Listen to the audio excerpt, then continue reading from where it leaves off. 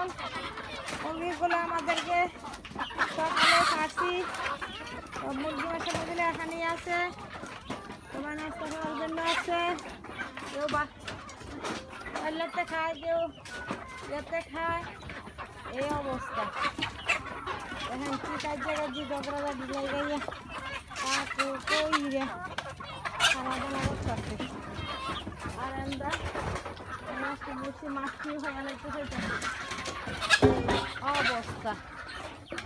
আসলে ইয়ে যাইতেছে হামুক খাই হয়েছে, আবার হামুক খাইতে যাইতেছে।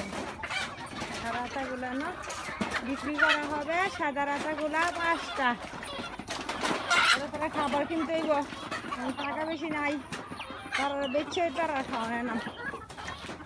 কেউ নেওয়া থাকলে 01927865575 দিয়ে ফোন দিবেন। যোগাযোগ করলে আইসা